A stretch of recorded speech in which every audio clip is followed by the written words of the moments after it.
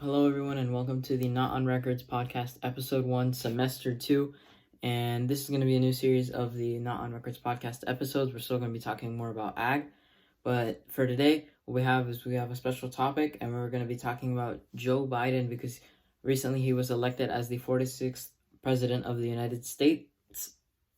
And we're going to talk about what is his environmental plan and how will it affect everything else. So first what we're going to be doing is we're going to be discussing his plan.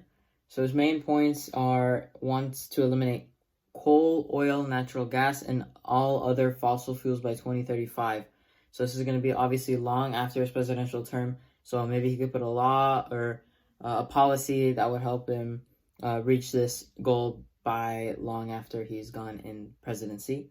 Also stated that we'll take steps forward by achieving my goal of 100% carbon pollution free electric sector by 2035 from the New York Post.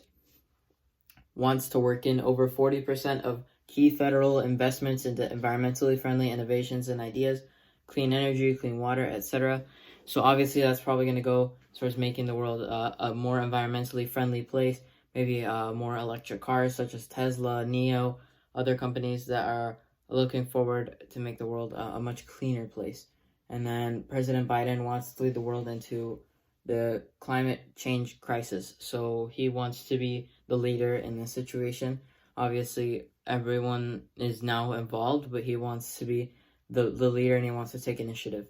Wants to make evidence-based decisions guided by the best available science and data. So all of his decisions are probably going to be given to him by super smart scientists and researchers. He wants to make everything based off of evidence, off of what we have, and not off of just public rumors or conspiracies and stuff like that.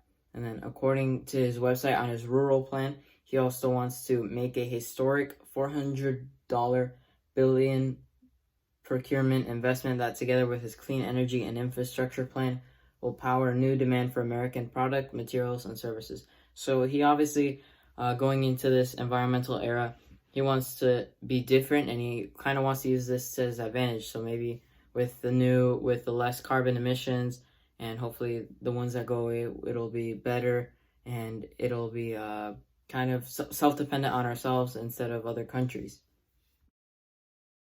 What exactly does this mean for us, or for ag? For one, reducing the amount of carbon emissions that go into the air will be highly beneficial to certain parts of agriculture.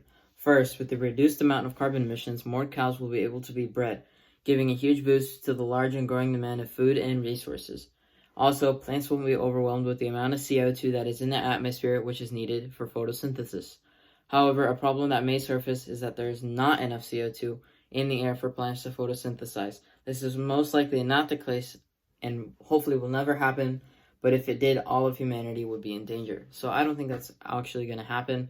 I think it's definitely a scenario, but I don't think there's going to be enough carbon, or not enough carbon for plants to not produce oxygen and all that stuff they do with photosynthesis. Another benefit of agriculture could be that the ozone layer could heal over time. Scientists predict that the ozone layer has the potential to completely heal in the next 50 years. The benefits that would be that animals could return to water or places that were too warm to live. It could also mean that the ice caps could stop melting. So obviously, we're in danger of the ice caps melting, areas flooding, cities on the coastal areas like New York, maybe California, other places in the world too could flood. But obviously, with the reduced CO2 and the reduced melting of the ice caps, we could prevent that. So what does this mean for us? Biden wants to make more bio-friendly jobs, this meaning that agricultural production will take a huge key turn that produces higher revenue for farmers. In addition, what his website states, Biden will create a low-carbon manufacturing sector in every state in the country, but not just in the cities.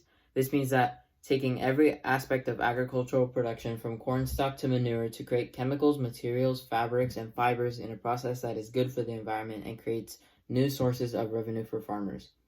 So the big question there is, how is he going to do it? A lot of people are doubting him, but here's his plan. President Biden's plan of action includes lots of communication and connecting with experts around the country. His website also states Key to this strategy will be connecting research universities, community college, incubators and accelerators, manufacturing institutes, employers, unions, and state local governments alone or as part of the regional pact.